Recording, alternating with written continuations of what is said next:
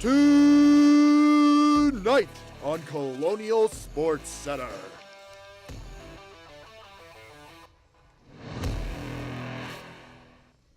Good evening, everyone. Welcome to another fantastic night of Colonial Sports Center here on RMU-TV.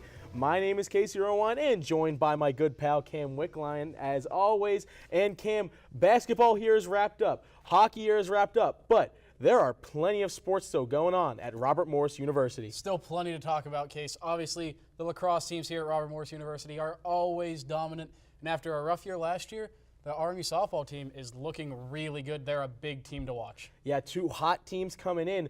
But a hot team this year was men's basketball, and a lot of it thanks to Andy Toole, Cam, and he's sticking around a little bit longer. Yes, Andy Toole is sticking around for a while longer. Robert Morris just announced they extended men's basketball coach Andy Toole. No, we're not sure for how long. The details aren't out yet. He was originally supposed to be here through 2026. Now Andy Toole will be sticking around a while longer. And if you know anything about the men's basketball team, this is big news. Andy Toole is the heart and soul of this men's basketball team. He is an elite head coach, elite recruiter. Despite the roster turnover he's had the last couple of years, always seems to build it back. This year built something really special. There were concerns maybe he'd leave because of how good of a team he built, but nope, he is going to be a Colonial for a good long while more.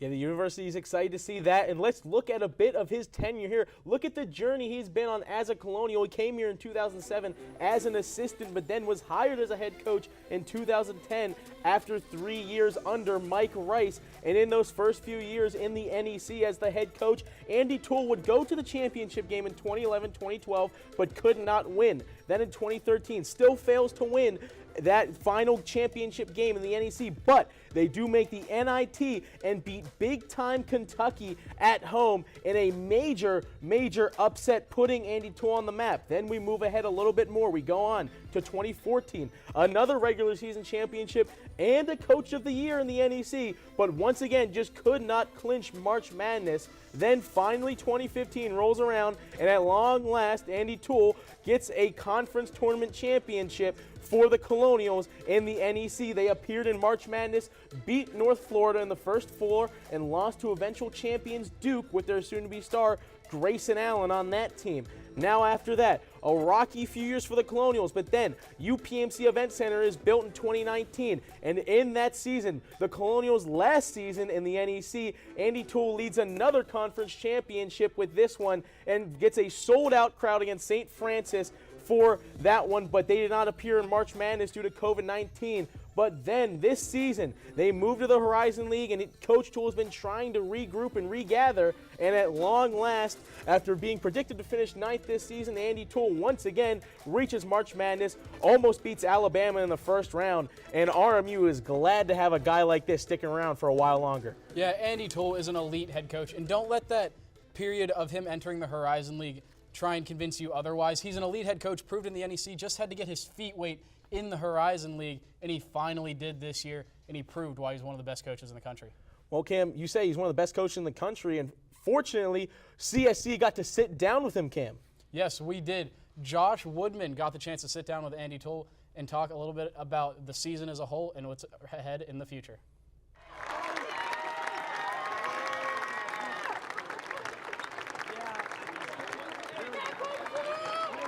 It's been a busy time for Coach Toole, more so this season compared to others. After leading his team to a Horizon League championship, the first in program history, Toole and his men geared up for the big dance, their first in 10 years. The busy schedule didn't cease either when the season ended against Alabama, with the transfer portal opening immediately. Toole sat down with us Wednesday morning to discuss the busy schedule and the fantastic season. When someone were to ask you about the 2024-2025 season, what thoughts go through your head? What are the emotions immediately? There's a lot of emotions. You know, I think obviously anytime you go through a season, there's a lot of emotions that get evoked. The highs and the lows, the good days, the bad days, all those kind of things you think about. You know, obviously this team really came together as the year went on, improved as the year went on. I think that's something that as coaches we take great pride in, because you're always trying to figure out how you can maximize the group that you have and trying to get the most out of the group that you have. And I think that you know, these guys really, they bought in, they executed at a high level, they were consistent in their effort, you know, for a majority, probably 3/4 of the season. And so those are some of the first things that I think about, how they were able to really make the decision that they were going to do everything in their power to be successful. Toole and his team have experienced many highs and lows over the course of his 15-year tenure. The coach has won 3 conference titles, 3 conference regular season championships, 2 conference coach of the year awards, and 3 NCAA tournament appearances. On the flip side, the lows have indeed been low, like last season when the team produced a 10-22 overall record and finished 10th in the Horizon League, a common trend for Colonial teams since they joined the conference in 2020. The poor season saw an overhaul ensue for the program, meaning Toole had to build back his team all by himself. And I think we tried to double down a little bit this year with, in our recruiting with, some guys that were going to be more competitive and we're going to be able to, do the things they didn't want to do in order to win games. And, there was a lot of guys during the course of the season that maybe on a game-to-game basis, didn't always love how things went for them, or maybe wish they played more minutes, or maybe wish they got more shots. But at the end of the day, winning became the primary goal of the team. And so guys were willing to do some of the things that they don't love to do, right? And so I think that's a great indicator of, what kind of team you have. Because, sprinting back on defense and closing out and rotating and boxing out, like those are the non-glamorous things that really help you win games. And when you look at championship level teams, they do all those things. And when you look at teams that aren't as successful, they roll the dice on those things. Well, maybe the ball will just bounce to me, or maybe the guy will miss the shot. And really that's usually doesn't work out over time. And so, I think you have to go back to some of your core beliefs when things aren't going great. And that's how we built this program, 18 years ago. And so I think we tried to emulate that with this year's team. The team came together fast, and after a rough start to the season, the revamped Colonials took over and started to produce bigger and bigger wins. The wins on the road proved to be the most vital of all, including Northern Kentucky in triple overtime, a beatdown of Oakland, the reigning Horizon League champs, and Cleveland State, who led the Horizon League at the time of the game. When did it start to creep into your mind that a championship was on the cards for your team? I don't think you ever sit there and think to yourself like, wow, this is a championship level team. I mean, you hope for that, but I don't think you ever really think that way. You're kind of just locked into the next practice, the next game. And that's what we ask our guys to do the same, is to have that next practice, next game mentality, good and bad, right? How do we come back and get better? Because it always comes back to the work.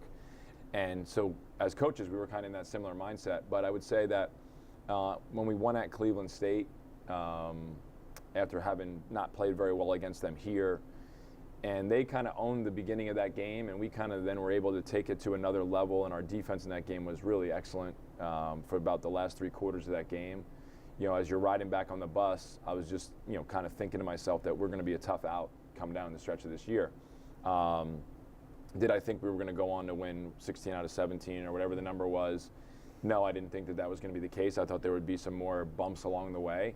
But guys just continued to play well. Guys just continued to believe in each other. Guys just continued to show up, and we got on that great roll. After opening the season 1-3, the Colonials now found themselves in a Horizon League quarterfinal at home against Wright State. As the 1 seed, a lot of pressure was on Toole and his men, but the team took care of business like they had all season and got past the Raiders. They do the same in tough matchups against Oakland and Youngstown in the semifinal and final, and all of a sudden, in the span of a week, the Colonials found themselves conference champs, with a matchup against Alabama in Cleveland on the horizon. Unfortunately, it wasn't meant to be, though, for RMU, even with a strong turnout from local fans and an impressive performance from the hometown kid, Amarian Dickerson. After the game, Toole said it was the best team he'd ever see don a Colonials jersey, something he still stands on today. I've been a part of 5 of the 10 NCAA tournament teams that have been at RMU. I've been a part of all 3 of the NIT teams that have been at RMU. Obviously, I didn't see the teams in the early 80s or the late 80s, early 90s that were NCAA tournament teams, but I think you'd be hard-pressed to find, a team better than these guys. Certainly, there have been a lot of great players, a lot of tough players that have played at Robert Morris University. I'm not sure the combination of size and skill and athleticism that we had this year could be matched by some of those teams. And again, you're talking about, our 2013 team beat Kentucky. Our 2014 team blew out St. John's. But I just don't know if at the level that these guys were doing it at this whole season, that anybody can match that. While many will debate Toole's take, what's clear is that the team he speaks of will be much different ahead of next season. 7 Colonials have already entered the transfer portal, including the starting 5 that faced Alabama in the first round of March Madness. While no incomings have been confirmed as of yet, RMU will have the security over Coach Toole, as the school extended his contract after we spoke with him, meaning he'll have more years to build on the rich legacy he already has. Thank you, Josh, and a big thank you to head coach Andy Toole for the time and wrapping up the whole season. Well, Cam, coming up after this on CSC, we're going to dive into the very hot softball team and their hot streak, as well as another exclusive interview with a star of that team. You won't want to miss it here on Colonial Sports Center. The death of George Floyd, who died in police custody Monday night. Turning my pain into purpose is pretty much what I have done to start this foundation. It's going to take more than just us, you know, as a foundation. It's going to take the community, the world, to help us make a change, because it just can't be us.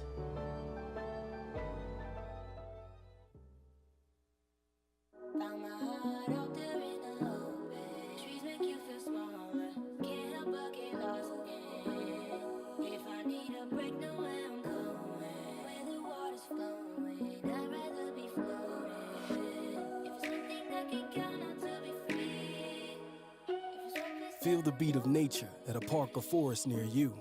Find a forest and music inspired by nature at discovertheforest.org.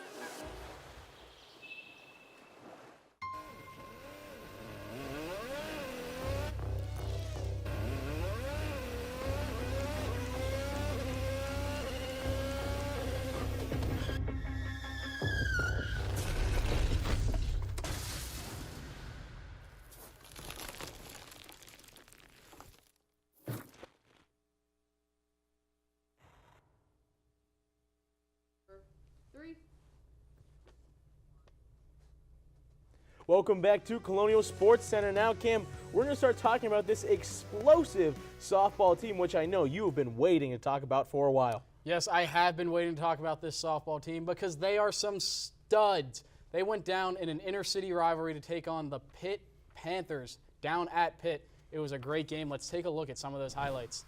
We're going to pick it up in the second inning, and the big thing about this team this year has been the power. And early in this game, Sequoia Dunlap shows that they are not done. Doesn't matter the size of the school they're playing. Sequoia Dunlap for a solo home run for a 1-0 lead early. Here you're going to see another replay. She gets every piece of that ball.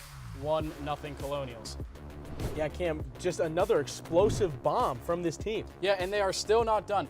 Freshman phenom Mary Brandt goes deep to dead center, right over the glove of the center fielder for her home run, 8th on the year. She leads the team. She has been one of not only the best freshmen on the team in the conference, she's one of the not even best freshmen in the country, best players in the country. She's been insane for the Colonials, a big reason why they've been so good recently. Over to the top of the 5th, Sequoia Dunlap reached on an error, and that's why she's on third. The Pitt defense just making another mistake here. Caitlin Hoff reaches on an error. Sequoia Dunlap scores 3-0 Pitt. Over to 3-0 RMU. Over to the 6th inning. Sequoia Dunlap not done today. She goes deep for the second time, this time a 3-run bomb. The Colonials are officially laying it on the Panthers. 6-0 here. You're going to watch it again. Just goes right over the wall. Deep, insane out of Sequoia Dunlap today. Cam, you could say this is the hardest hitting team in the Horizon League. They have 2 players who are the top 2 in home runs, but it's not just those 2, it's the whole team. Pitt doesn't think they're going to give up yet. Griggs goes deep for a home run here to make it 6-1, but unfortunately that would not be enough. The Colonials still lead 6-1. Picking it up in the 7th inning, Courtney Polich, who's been the mega star of this team. She gets an RBI signal to score Anna Resnick. That makes the score 7-1, and that's the score that would stick. 7-1 Colonials beat the Panthers. ACC team, Colonials do not care. Cam, that game happened on April 1st this year. Colonials' last win against the Pitt Panthers was April 1st, 2014. So maybe the softball team's once-a-decade joke is beating the Pitt Panthers. But moving on here, this team has been so good, and we're going to take a quick look over their last 8 games. You can see right here, 7-1 in their last 8. 6 of those games have been in conference. Their one loss was against IU-Indy in 10 innings. That was a 7-6 loss. But in their next 2 games against IU-Indy, they played 10 innings combined, thrashing them 14-3 and 15-1. So this is a team that doesn't hang their head. And a fun fact, Cam, on the right, you see those season-leading stats. Every single one of those stats, besides the strikeout stat from Madison Duval, those are all Horizon League leading stats. Case, I'm going to give you another fun fact. Those 8 home runs that you see out of both Courtney Pulich and Mary Brandt, that's 2 players with 8 home runs, are not far away from the program record. The program record is 10 in a season. Both of them are on pace to destroy that. But as you can see, looking down the stats, it's no wonder this team's hot.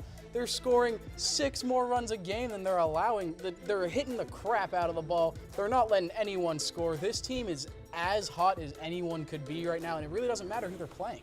Do you think they got a phone call from the Yankees say, hey, you want to test out these torpedo bats, Cam? I think they might. I actually had a chance to sit down with Courtney Pulich. One of the things I asked about was the torpedo bats. That was off the record. But I had a chance to sit down with her and head coach Jex Varner. Let's take a look. Thanks, guys. I'm here with head coach Jex Varner of the softball team and star player Courtney Pulich. Guys, how are you doing today? Not too bad. Thanks for having us. Coach, I'm going to ask you a few questions just to get this started. The out-of-conference schedule was a little rough. It didn't go the way you guys wanted it to, but what did you see in your team that showed you guys could go on this run getting into conference play?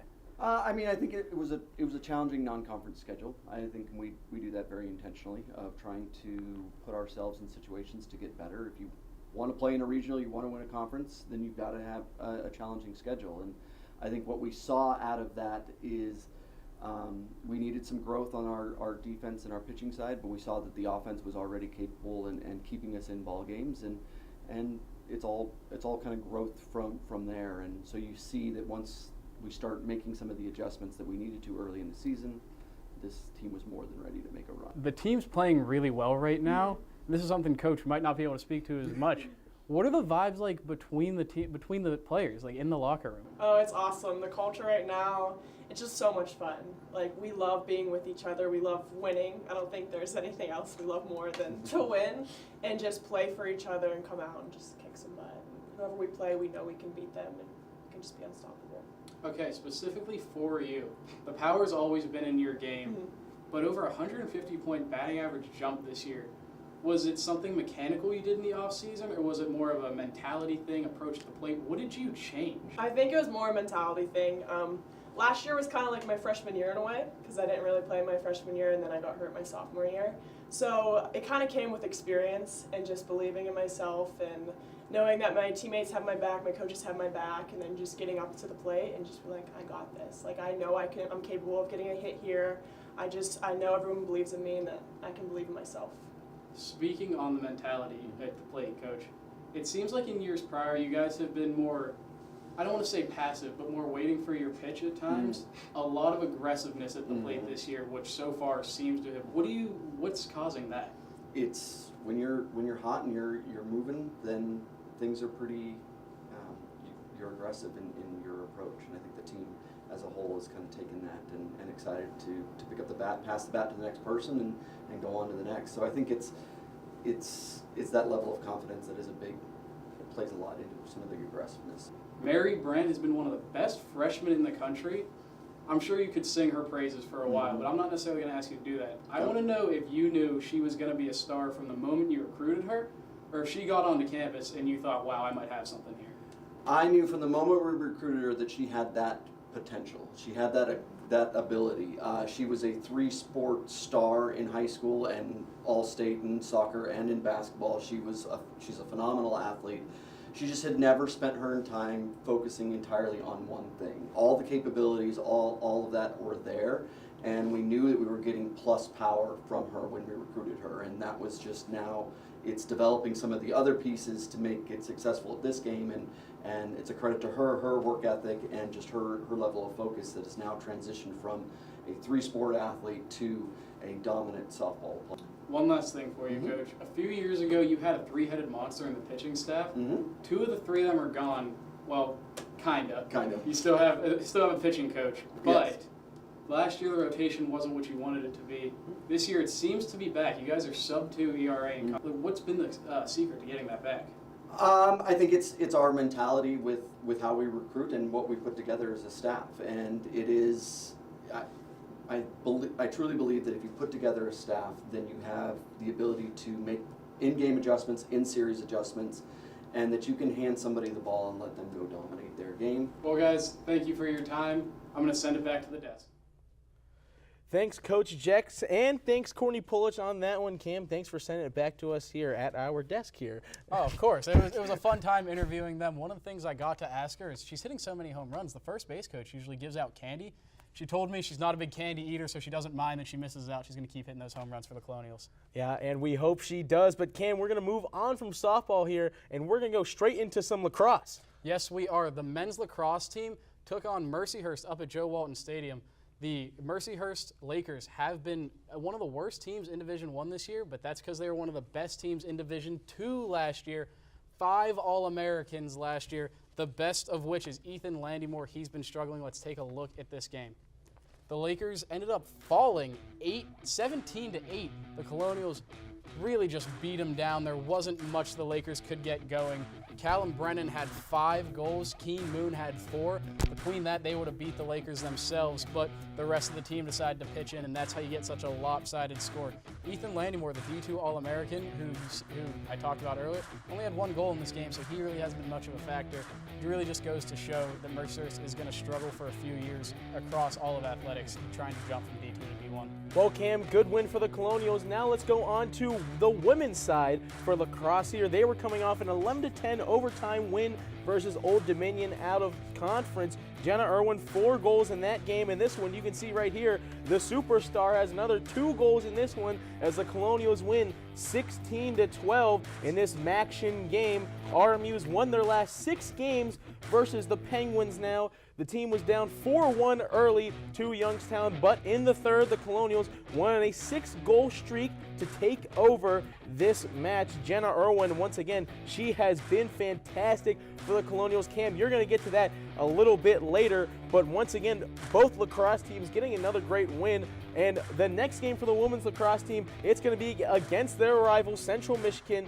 which, Cam, again, you're going to let us know about in a little bit. I will talk about that a little later, but as we said earlier in the show, the lacrosse teams are dominant here at Robert Morris University. One of the most popular and most exciting teams here on campus. But now, coming up after the break, it's that time of the night. It's going to be your top 5 plays as well as our games to watch for this upcoming week. You won't want to miss it here on Colonial Sports Center. Oh, sweetie. Okay, you know what? Let's take off his sweatshirt. Get rid of pictures of him. You don't have to look at him. Goodbye, Dave. Mom, you don't understand. He's tagged in like 400 of my posts. I can cut out tags. No, that's not how it works. What is a tag? You don't have to be perfect to be a perfect parent. Thousands of teens in foster care would love to share their firsts with you. So recently, Gallo has been on quite a run of good shows lately. That was a big opponent to beat there, but now they move on to the Three Rivers Classic where they've had some pretty good history, and we're going to take a look at some of these games. They've won it a couple times. We're going to move on into that. But it's led to the group starting to question his morals. And that's when I said, you can't wear a sweater vest. Ian Kist wore a sweater vest. Hang on. It's go time.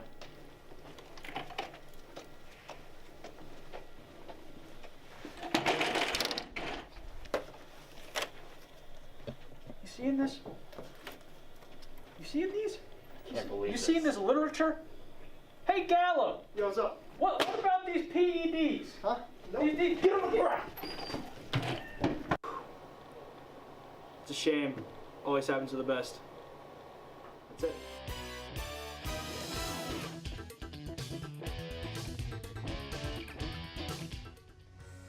Welcome back to Colonial Sports Center. Now, Cam, today, you know, it was a little over 70 degrees. That's what it was. It's been so cold, so dreary, but these springtime sports have started coming up. The flowers are popping. There's pink blossoms all over campus. But do we really care about any of that? No, because what is it, Cam? What time is it? Let me hear it. I think, Case, it's time for top 5 plays of the week. Case, start us off. Let's get into it. Number 5 here. We got a spring sports top 5 plays. All of your basketball is done, so we're going to go right into some lacrosse right here. It's men's lacrosse, and right here, that's a quick-fired shot. Keen Moon with his 9th goal of the season on that one, his 4th in this game, and you can see right here he had a quick second to think about it, and that was a mistake by Mercyhurst. The little pump fake, and then the rocket right in for the goal for the Colonials. On to the number 4 play of the week. We've talked about the Colonials' power in the softball team. Sequoia Dunlap is showing it off here for her 2nd home run of the game, a 3-run bomb against the Pitt Panthers. I don't think I can overstate they're playing an ACC team and beating the crap out of them. A big part of that is Sequoia Dunlap. 2 home runs on the game. That's her 2nd one, 3-run bomb. Big game against Pitt for Sequoia Dunlap. It has to be said she was tearing it up against the Panthers, made them go back to their little dens. Now we go on to number 3 here. We're going back to men's lacrosse. Bo Columbus is going to get it off the face-off. He's going to run right down the middle of the field and just put it right in here, taking it to town against Mercyhurst. Bo Columbus, you know, Columbus, another name in this continent's history, and now he plays for Robert Morris Colonials, and right there, a great goal for Bo Columbus, his 2nd goal of the season. He made that one look way too easy. We're going to stick with some lacrosse here. Bobby Room is going to run right down the middle of the field, just like Bo Columbus did, and fire a goal. He scores. He looks hurt on this play, ended up getting up, was fine. Not a big deal. I'm sure he'd take a little bit of pain for a goal every single time. The Colonials beat down the Lakers. Defense didn't look that great on the last 2 goals, or maybe the Colonials just are that great. Well, let me tell you, the defense doesn't look good for number 1 either, because it's another goal from this Mercyhurst game right here. Little bit of a twist, and right there, Callum Brennan, his 20th goal of the season, and that one he put on a little bit of a samba to get past the defender, and you can see right here, whoop, he's gone and right fires it in through the goalie's legs for our number 1 play of the week right there, Cam. Case, I don't even know how you guard that. I mean, what is he supposed to do? He was moving faster than light, it looked like. I mean, Euro steps are already hard to guard in basketball when they're dribbling the ball. Whenever you have this little ball in a big stick, how can you even defend that right there, Cam? I don't know if there's anything you can do, Case, but speaking of a little ball and a big stick, that is what my game of the week to watch is. The women's lacrosse team takes on Central Michigan in what was a MAC championship rematch. 2023 MAC championship was held at Joe Walton Stadium. They're rematching. There's always fire when these 2 teams play against each other because there's history there. Unfortunately for Central Michigan, they're not very good this year. 2-8 overall, 1-2 in the MAC. RMU's doing a little better, 4-7, 2-0 in conference. They're looking to stay undefeated. A big part of how they can do that will be Jenna Irwin. She's been insane this year, 27 goals on the year. She's the Colonials' main goal scorer. As for Central Michigan, their main goal scorer, Sky DePardo, she's got 16 goals on the year. Jenna Irwin's outdoing her a little bit, but those will be the 2 players you have to watch when watching this game. Yeah, Irwin, 6 goals in her last 2 games, but you can see right there, even though Central Michigan isn't that great this season, they did beat the Colonials last time out 13-6, so we'll see how RMU can respond based off of last season. Now, Cam, for my game to watch, it is a very, very big series where Robert Morris is taking on the Northern Kentucky Norse. Whoever wins this series starting tomorrow will have sole possession of 2nd place in the Horizon League and a chance at 1st place. Last season, RMU played 5 games against the Norse. They won 3 of those games. And for RMU, you have to watch out for the top pitcher in the Horizon League. That's Madison Duval. 2.71 ERA, 61 strikeouts, 1.41 whip, all team highs this season. Her ERA is Horizon League leading. She has been the best in the Horizon League by far, is first in opponent batting average as well. Then on the other side, for the Norse, you have to look at Olivia Paston. She's going to try to get past this elite pitching the Colonials have. She's been the best hitter this season for Northern Kentucky. And in this big series over this weekend, the Colonials right now, you know, cross country, you have to say, Horizon League champion. Men's soccer, Horizon League champion. men's basketball, Horizon League champion. Right now, softball is getting up there in the standings, and they look to get the Colonial's 4th Horizon League championship this season for their athletic program. Yeah, they're looking to do that. I really think they can. I think it will be on the back of Madison DeVault. Whenever I talked to Coach Varner, he described her as a bulldog that always wants the ball in her hand. She can be a real key to carrying this Colonials team to a championship.